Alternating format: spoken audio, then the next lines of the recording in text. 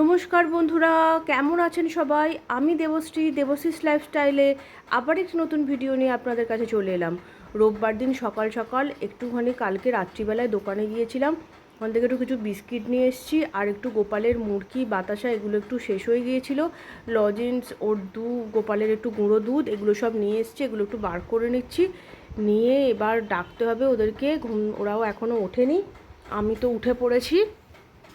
উঠেই কাজকর্মগুলো করছি, করে নিয়ে এবার বসবো একটু চা খেতে। কেননা রোববার দিন সকালবেলায় একটু বসে চা খেতে খেতে চা আড্ডা দিতে বেশ ভালোই লাগে বলুন। এই জিনিসপত্রগুলো ঠিকঠাক করে নিই, করে নিয়ে চাটা বসাবো। আর ওদেরকে ডেকেওছি, এখন প্রায় 7:30 পৌনে 8টা মতো বেজে গেছে। রোববার দিন ওরা একটু উঠতে দেরিই করে। চলুন, চাও বসিয়ে দিয়েছি, চাটাও আমার হয়ে গেছে। চা খেতে খেতে চা আড্ডা দেবো। আর একটা কথাও ওদের বলবো যে জামাই ষষ্ঠীর খাওয়াটা এখনও পাওনা রয়েছে, সেটা ভাবছি আজ বিকেলে একটু বেরোবো, দেখা যাক কি বলে ওরা। আর কি ব্রেকফাস্ট হবে, ওরা তো পুনিত তো বলছে উঠেই যে মা পাস্তা খাবো, দেখা যাক পাস্তাটা বানাবো। এবার এই করতে করতে চাও হয়ে গেছে, ওরা দুজনে লিকার চা খায় আর আমি সকালে একটু গ্রিন টি খাই। ওরা আবার খুব একটা গ্রিন টি খেতে পছন্দ করে না, তাই খায় না। আমার আবার গ্রিন টিটাই বেশি ভালো লাগে সকালবেলায়। এই খাবো। আর আবার বলছে কি না ওরা নাকি আজকে বেলাতে নাকি ভাত খাবে না। ঠিক আছে, ভাত খাবে না যখন ঠিক আছে, তাই জন্য একটা নতুন চিকেনের রেসিপি করছি, রুটি দিয়ে খাবে। বিকেলে বেরোবে বলে হালকা খাবে, হালকাই বানাচ্ছি। ঠিক আছে, কি করে এবার এটা সম্পূর্ণ তেল ছাড়া একটা খুব সুন্দর চিকেনের রেসিপি, আপনারাও বানিয়ে দেখতে পারেন। সম্পূর্ণ ভিডিওটা দেখবেন, স্কিপ করে গেলে বুঝতে পারবেন না। ভালো করে বোনলেস চিকেন ভালো করে ধুয়ে পরিষ্কার করে নেবেন, তারপর তাতে নিয়ে নেবেন একটু আদা রসুন বাটা। আমার কাছে খুব বেশি চিকেন আমি নিইনি, সেই কারণে সেই অনুযায়ী আমি হাফ লেবুর রস দিয়েছি আর হাফ চামচ মতো আদা রসুন বাটা দিয়েছি। আর দেব নুন দিয়ে, আর তা ভালো করে মাখিয়ে এবার এতে দেব হচ্ছে একটু ভিনিগার আর একটু সোয়া সস দিয়ে খুব ভালো করে মাখিয়ে রাখবেন। মাখিয়ে ঘন্টাখানেক মতো ম্যারিনেশন করে রেখে দেবেন। এর মধ্যে কিন্তু আমার ব্রেকফাস্টটাও হয়ে গেছে, ওটা আর ভিডিও করতে পারিনি।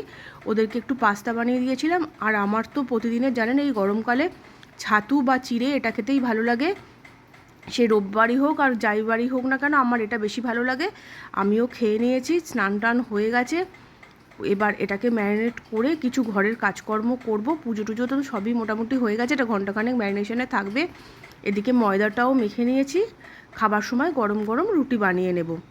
এটা গরম গরমই এটাও গরম গরমই বানাবো, কারণ এটা গরম গরমই ভালো লাগবে।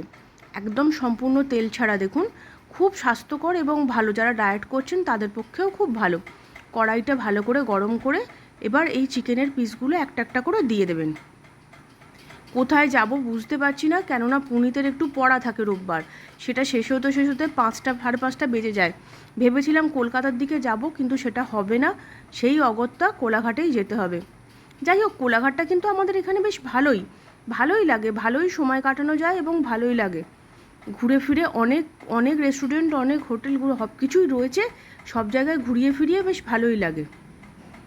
এবার আস্তে আস্তে হালকা আঁচে এটা কিন্তু ভাজতে হবে, একটু লাল লাল করে ভেজে নিতে হবে। ভাজা মানে বুঝতেই পারছেন যে ওটা একদম সম্পূর্ণ তেল ছাড়া, হালকা হাতে, মানে গ্যাস বেশি বাড়িয়ে দিলে ওটা পুড়ে যাবে। ওর থেকে চিকেন থেকেই যে জলটা বেরোবে, আর একটা ওই যে ম্যারিনেশন করে যারা রেখেছেন তার যে জলটা আছে ওই জলটাও দিতে থাকবেন, যখন দেখবেন এই জলটা শুকনো হয়ে যাচ্ছে, দিয়ে বেশ ভালো করে ভেজে নিতে হবে, একদম সেদ্ধ হয়ে যাবে, ভাজাতেই সেদ্ধটা হয়ে যাবে। দেখুন আমি ওই জলটা অল্প অল্প করে দিয়ে দিচ্ছি, দিয়ে দিয়ে ভেজে নিতে হবে। তারপর ওটাকে তুলে ছোট ছোট করে ছুরি দিয়ে পিস করে নিতে হবে। সেটা আপনারা ছুরি দিয়েও করতে পারেন, কাঁটা দিয়েও করতে পারেন, হাত দিয়েও ছিঁড়ে নিতে পারেন।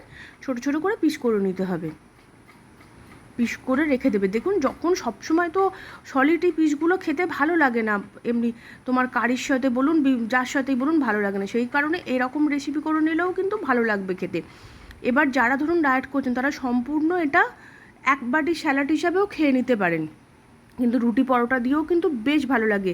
একবার বানিয়ে খাবেন এবং প্লিজ আমাকে একটা কমেন্ট করে জানাবেন কেমন লাগছে, কেমন লাগলো, কেমন হয়েছে। এবার আমি কিছু সবজি নিয়েছি, যেমন ক্যাপসিকাম, টমেটো, পেঁয়াজ, কাঁচা লঙ্কা, ওটাও আমি সম্পূর্ণ দেখুন শুকনো কড়াইটাতে দিয়ে দেব, দিয়ে হালকা হাতে টস করতে হবে।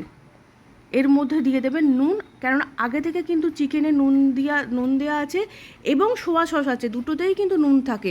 সেই পরিমাণটা বুঝে আপনারা এতে নুন দেবেন। দিয়ে দেখুন ভালো করে ভাজা ভাজা করবেন। দেখুন ভাজা হয়ে গেলে ওর মধ্যে দিয়ে দেবেন চিকেনগুলো, দিয়ে ভালো করে নাড়িয়ে নিয়ে ওপর থেকে সামান্য একটু লেবুর রস আর মরিচ গুঁড়ো দিয়ে দেবেন। দিয়ে কোচানো পেঁয়াজ দিয়ে ভালো করে রুটি বা পরোটার সাথে পরিবেশন করবেন, খুব ভালো লাগবে খেতে। এবার খেয়ে দিয়ে রেস্টও নিয়ে নিয়েছি, দেখুন হয়ে গেছে আমার রুটি ফুটি সবই হয়ে গেছে।